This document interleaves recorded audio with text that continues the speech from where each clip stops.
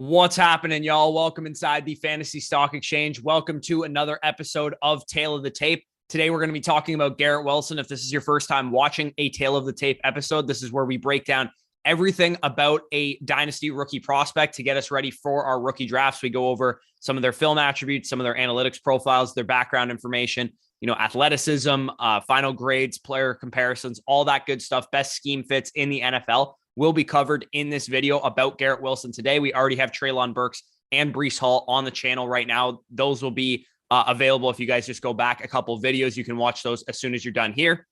What we're trying to do here basically is formulate a complete picture of who Garrett Wilson specifically in this video are, using all the factors that I talked about so that we can evaluate him for rookie drafts. Check out the Patreon if you guys are interested in tons of other rookie content, Dynasty content. Our Dynasty Rankings Manifesto is up right now. Won't have rookies quite yet until we watch a few more players, but I know a few of y'all have already signed up, so we appreciate the support for us. And again, the Patreon will be linked in the description, patreon.com/fantasy stock exchange. Like, comment, subscribe if you enjoy this video. Now let's hit the intro.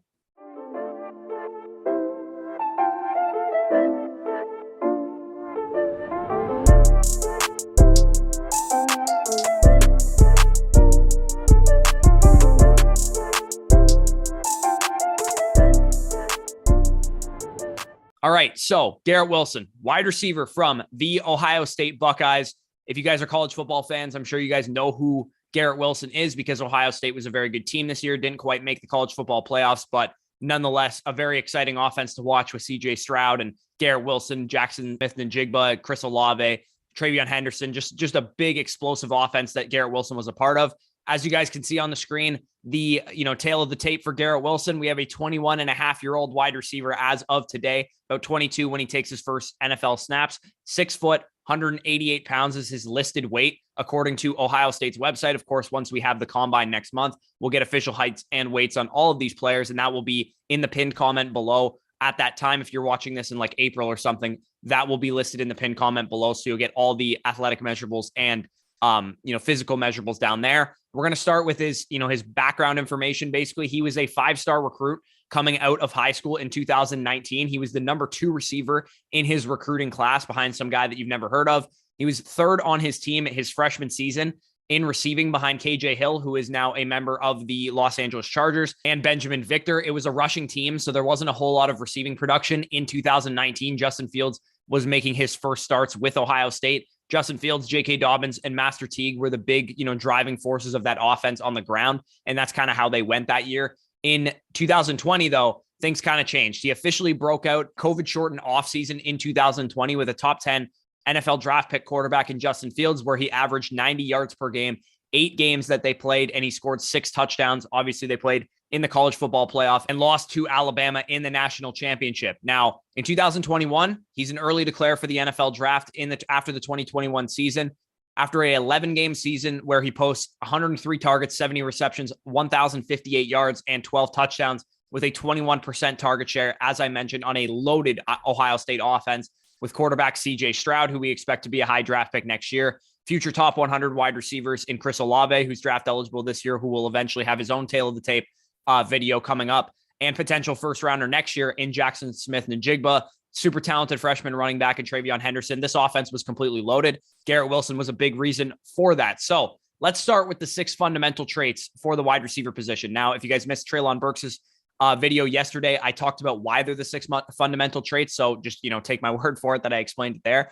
But Garrett Wilson, when we look at him as an overview, he's a tape guy. A lot of people are going to like him for his film, for what he put on the field. And the pure analytics people that, go just off the numbers, they don't watch the prospects, are probably going to be a little bit lower on Garrett Wilson than the people who just watch tape, for example. And around here, of course, we do both things. So we're going to take in both factors, weigh them, pretty much equally based on tape and analytics because they are both equally important. So let's start with the first category, as I talked about on the Treylon Burks video. That is getting open, right? When the most fundamental thing you can do as a wide receiver is get open. So creating separation, getting off the line of scrimmage against press coverage, route running, all that kind of plays into the getting open bucket that I'm talking about. And this is what's going to get NFL teams excited about Garrett Wilson, because when you pop the tape in, Garrett Wilson looks like a pro level wide receiver immediately, right? He probably has NFL coaching at Ohio State. what we're seeing from Garrett Wilson is what we saw from Devontae Smith at Alabama last year, Jerry Jeudy 2 years ago, and Justin Jefferson at LSU 2 years ago in recent drafts. He's fluid, he's twitchy, he's sudden with his movement at the top of his breaks, and he has a diverse release package at the line of scrimmage where he's not going to win necessarily with physicality, which is okay, because plenty of receivers in the NFL, like Devontae Smith, who's a smaller receiver as well, are going to win with their feet. They're going to win with their release packages. And Garrett Wilson is the same type of wide receiver. His metrics aren't really flashy when you look at his route running and separation metrics.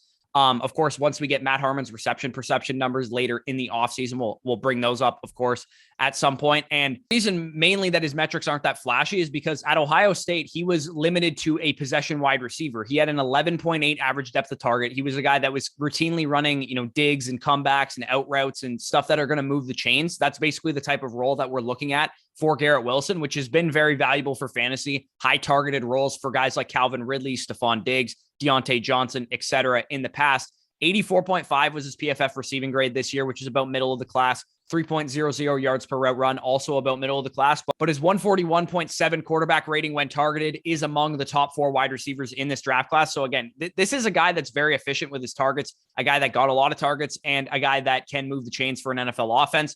Good things happen basically when either Fields or Stroud threw him the ball. So that is encouraging to see when, Garrett Wilson was asked to get open, get a first down. He was able to do it. Second part of that, obviously the second most fundamental trait of a wide receiver. Once you get open, you have to catch the ball, use your hands and, snag the ball with your hands, not your body. And you're going to see a number of clips of Garrett Wilson just absolutely ripping passes right out of the air like it's his day job. And Wilson's got extremely natural hands. I don't think I saw him try to body catch a single ball in the 5 games that I watched of him.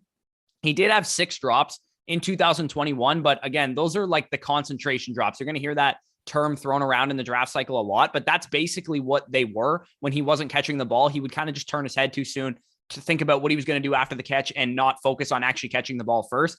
And a number of those other ones too were in contested situations where it was a tough catch to make and they credit him with a drop. But in contested situations, he actually was quite good. 4th highest contested catch rate in the class at 61.5%, according to PFF. And that's pretty impressive too, considering the guys at the top of that list were George Pickens and Drake London, who are both way bigger receivers than Garrett Wilson is just from a size perspective. So the fact that he's up there with those guys with a similar contested catch rate is definitely encouraging for Garrett Wilson at the next level. Number 3, yards after catch, the third fundamental trait of a wide receiver. Get open, catch the ball, do something with it after the catch. And this is another great one for Garrett Wilson. And this is kind of a trend that you're probably seeing already, is that he has a pretty complete game. He's pretty good at most of the things that a wide receiver is asked to do at the next level and at any level in general. So the good thing about Garrett Wilson, I would say, is that his 3 best traits are the ones that I've covered so far: route running, separation, and, catching the ball, and then yards after catch. So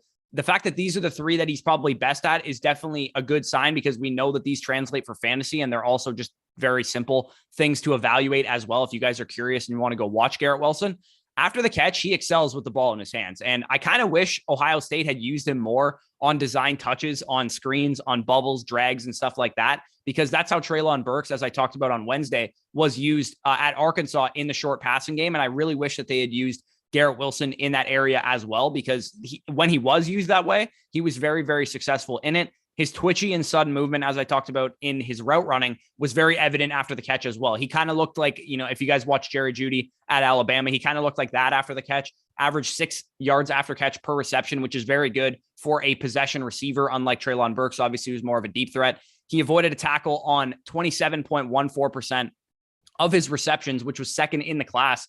And that's closer to running back type numbers than it is wide receiver numbers after the catch. So the fact that that's what he can provide gives you a pretty good, picture of what he can provide for an NFL team once they get the ball in his hands. That is exactly what Garrett Wilson can provide them. And I'm sure a lot of NFL teams are really going to like that about him. So number 4 is usage. So how they win, where they win, what part of the field do they win, and how were they used in college? Because all that stuff is very important. It's the reason that some people missed on a guy like Justin Jefferson, because a lot of people thought he was a slot-only wide receiver. Obviously, he gets to the NFL, and he's very good on the outside as well. So this is where we define their role and their projection at the next level. At Ohio State, Garrett Wilson only played 17.1% of his snaps from the slot. So he proved that he can win on the outside consistently, posting a 3.13 yards per route run versus man coverage, which is the 7th highest in the class, and a similar number versus zone coverage. When he was used in the slot, which wasn't very often, like I said, 17.1% of the snaps, he might have been the best slot receiver in the class, pound for pound,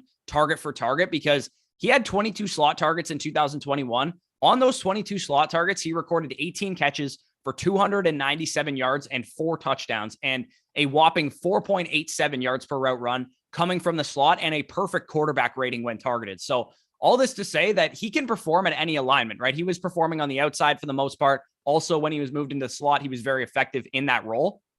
And I think whatever NFL team drafts him would be wise to probably use him in the slot a little bit more than he was used at Ohio State, 30 to 50% of the time or something like that. I do think he can play on the outside. I'm not going to say he's limited to a slot receiver, but I think he should be in the slot a little bit more than he was in college. And the only thing that's really missing from Garrett Wilson's game is that deep element. Only 17.6% of his total targets came 20 plus yards downfield. He was effective in that role, recording 135.3 quarterback rating, but a lot of those plays came on broken coverages or coverages where he was just running past a guy against inferior competition, where he was just breaking huge plays off. But that's not necessarily the role he was asked to play. Doesn't mean he can't do it at the next level, because we thought the same thing about Justin Jefferson as well, but he just didn't do it often in college. They didn't really ask him to do that very much. At Ohio State, they run an offense where a lot of the receivers are running, short routes. Chris Olave and, Jackson Smith and Jigba didn't, use a tremendous amount of deep targets either. They kind of just run a very,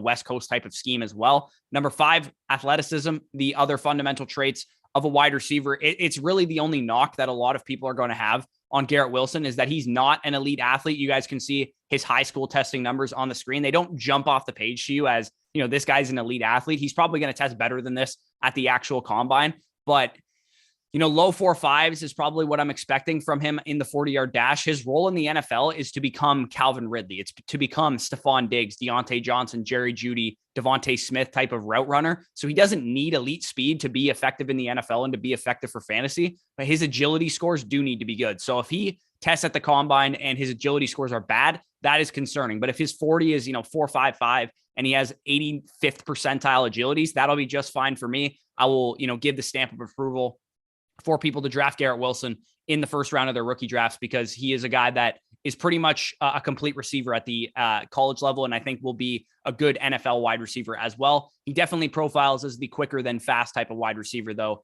like a Jerry Jeudy, like a Deontay Johnson, because he doesn't have, 4.3 speed or anything like that. Number 6, analytics profile. So on paper, how does this guy stack up? As I talked about, some people only use paper to determine how good of prospects people are. I like to use both.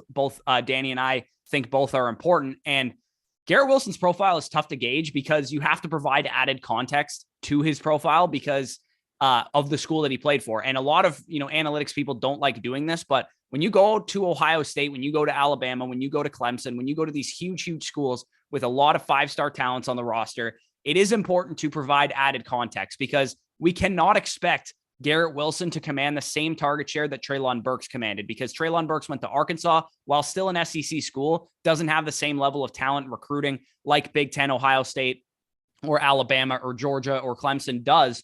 And he's competing for targets against, Chris Olave, Jackson Smith and Jigba, Travion Henderson out of the backfield.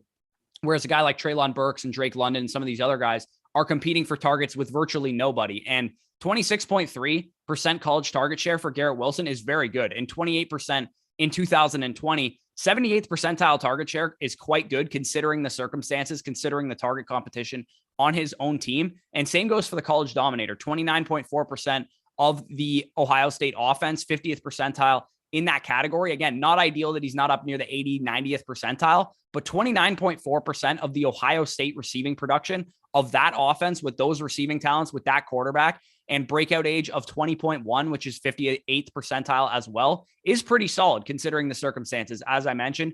And that 20.1 breakout age probably would have been a little bit better as well, because he broke out as a sophomore and they started their season basically in November because of COVID. The Big Ten didn't actually play football until late October, early November. So that breakout age would probably be 19.9, 19.8 had they started in September without COVID. So Garrett Wilson, I gave him like an 85 out of 110 for his analytics profile. It's not perfect, but it is solid considering the situation.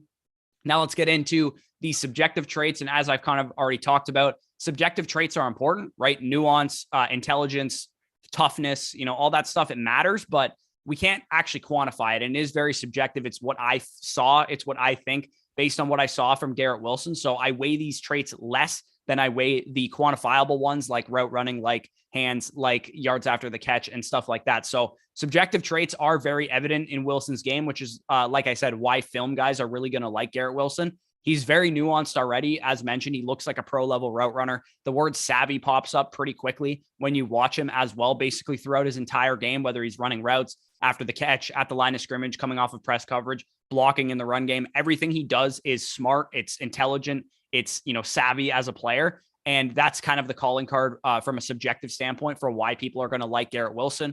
Also, he displayed adequate physicality, toughness, all that stuff that you want to see from a receiver. You want to see that dog mentality out of your wide receivers because typically they make the best NFL caliber wide receivers, those guys that have that competitive toughness that you look for to go over the middle and catch a slant and potentially get rocked after they catch it. You want that ability in your wide receivers. Now, final grades, this is the brass tacks of what we're talking about here. Based on a scale of 1100, which is the scale I grade on, his final grade equates to 955 out of 1100. So spoiler alert, from Wednesday, I had a higher grade on Treylon Burks. I had about a mid first round grade on Treylon Burks at 975 out of 1100, a late first round grade on Garrett Wilson here at 955 out of 1100, mainly because the tools are better for Treylon Burks. I think he has a higher ceiling. He's a better prospect on paper as well. His production, like I mentioned, is better. And I think Wilson is the safer bet for NFL production because I think he's more pro ready than Treylon Burks. But like I said, I think Burks has the higher ceiling and could eventually become,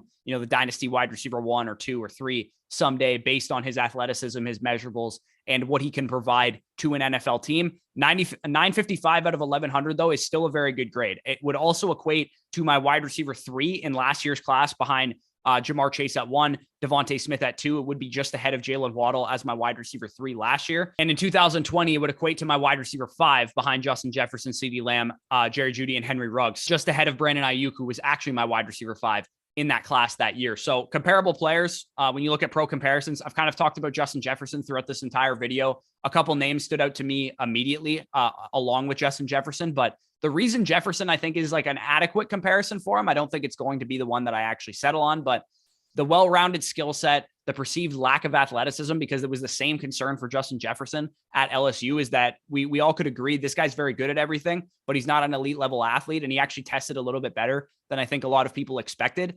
Many other scouting reports think that Wilson should be a slot receiver only at the NFL level, which is what was said about Justin Jefferson. It's the reason the Eagles famously passed on him for Jalen Reagor, because they wanted an outside wide receiver. And Justin Jefferson obviously proved them dead wrong that he could play on the outside.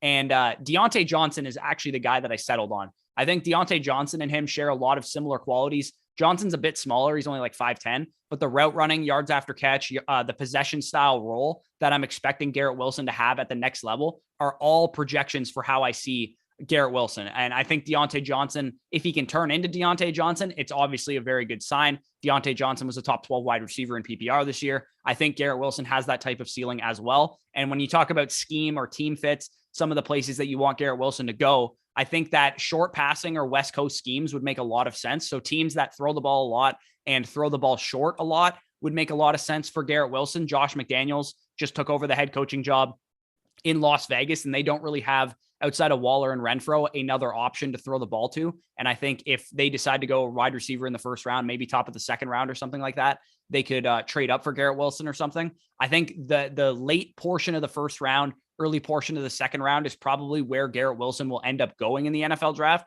So I think the Las Vegas Raiders will really like him, Josh McDaniels specifically. Cleveland makes a lot of sense. I don't know if they would pick him as high as their first round pick, but maybe if they trade back or trade up in the second round or something, they could nab Garrett Wilson to replace Odell Beckham Jr. That makes a lot of sense to me. And Arthur Smith in Atlanta, they could replace Calvin Ridley if they do indeed trade him with the first round pick that they get for Calvin Ridley, or an early second rounder as well. So those are the kind of team fits, scheme fits that make a lot of sense to me. Let me know what you guys think of Garrett Wilson. What wide receiver number is he for you? Who do you want to see me talk about next? I'm on the docket right now. I'm going to probably talk about Drake London and David Bell next. But if you want to see me talk about, a running back or quarterback or something, leave that in the comments down below.